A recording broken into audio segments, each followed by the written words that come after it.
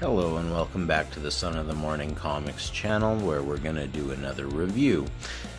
The review for today's video here is on the Stump from Image Comics. So I really liked the first issue. This is number 2, sorry. It's written by Chuck Brown, art by Prenzy, lettering by Clayton Coles. And like I was saying, I really enjoyed the first issue. It was, basically have these political decisions that are being decided based on who wins mixed martial arts battles on a stump in an arena. Cool concept, I like that. So issue number 2 here. This is one of the guys there, one of the congressmen. Thunder is his name. Thunder Bear, I think, is his name, but he goes by Thunder. And so he comes in and, he's in this meeting, I guess, of the powers that be that sort of control the stump numbers and stuff like that. And he doesn't like what he's wearing. He tells him that he should be wearing a shirt. What Thunder says is, the personas of the men and women of Congress the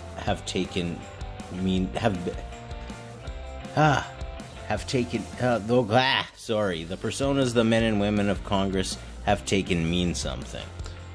And he wants him to show some respect for that. Of course, he doesn't. Now, the topic of conversation here is that apparently there's some sort of new mutations that allow for the mutant luchadors to have teeth and claws, and that the live streaming numbers from the back alleys of Mexico are getting millions, and they need to keep up with this if they want the numbers on the stump to be remaining high. So, they have what they need these guys to do. They know what they want.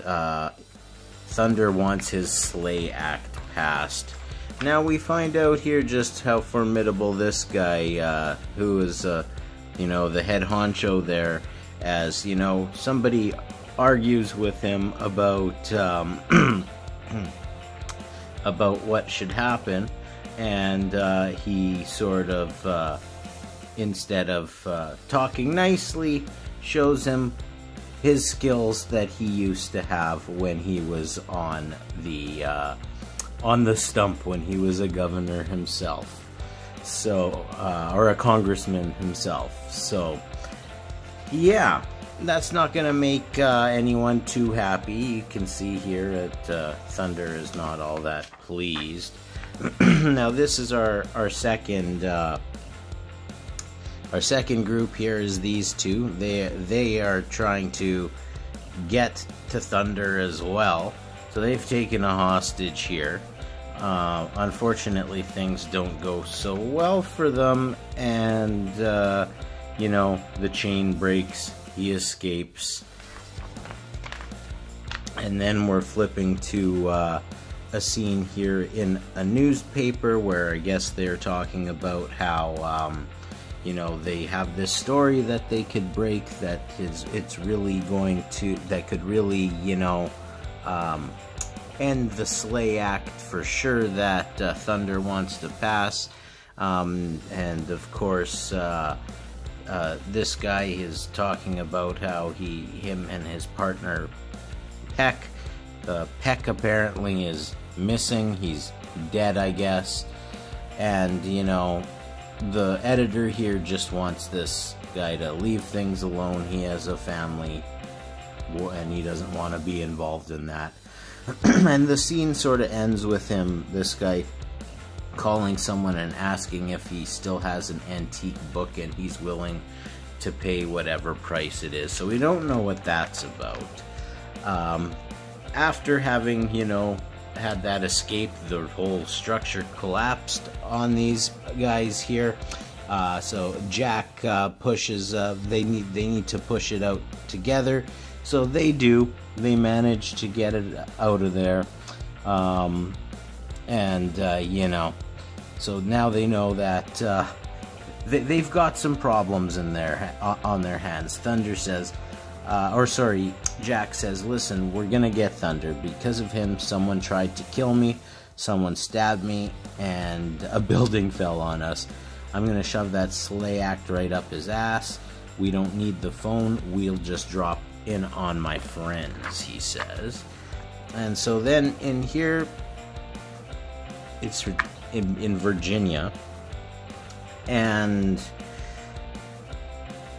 got some people in detention. They believe they are the Blacksmiths, which is a group that we're gonna hear a little bit about, a group that was formed in 1863, an underground group. This guy, the guard on duty, is not really impressed with much, but somebody comes into the police station and thoroughly destroys all of the officers very quickly, and these two make a break for it. And so here they're talking about the Blacksmiths, Jack and his compadre.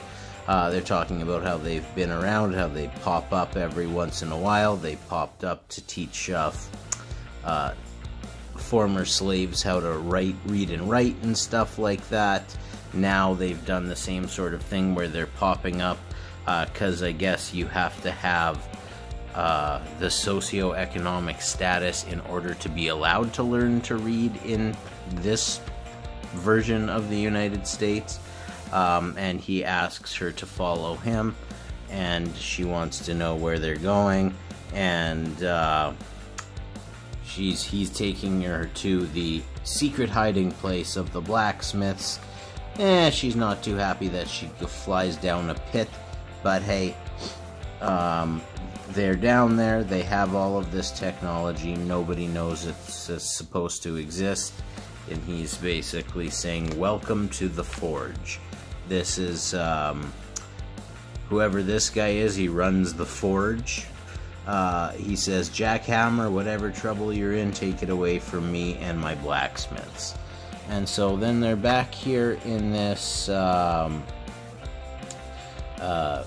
boardroom, and this guy's talking about all of these, mutant upgrades, how all of this stuff is going to be really good for them, when he takes a knife in the eye, and our head honcho guy is a little surprised, not shockingly. And then we see these two that have escaped from prison, who I guess really were part of the Blacksmiths, and they tear them apart pretty good, all except for one, our big bad guy here. And the reason is that they said that their client wants him all to himself, and he's just left there with, the antlers and the head, or the skull. So next issue, there's a little preview for it there. It's supposed to come out on April 22nd. We can hope it does. This book was a little, jumping from place to place, was a little bit harder to follow than the first issue, but I think that they're just trying to establish some more of the world here, some more of this universe that they're existing in. And I'm okay with that. I didn't dislike the book at all. I would have liked to have seen more fights on the Stump, but I think that that's something that will definitely be coming. At any rate, thank you for joining me here on this video. If you like this type of content, especially indie reviews, there's a lot of that on here. You can check the backlog of videos, but hit the like button, subscribe to the channel. You can leave some comments in the comment section if you'd like. I just want everyone to be nice to each other. If you want to make fun of someone, make fun of me. And you can visit me over on Twitter at sonofthemorning7. You can talk to me there, can chat about this book, any other book, whatever you'd like. So, I just want to say thank you once again for joining me on this video, and we'll see you next time.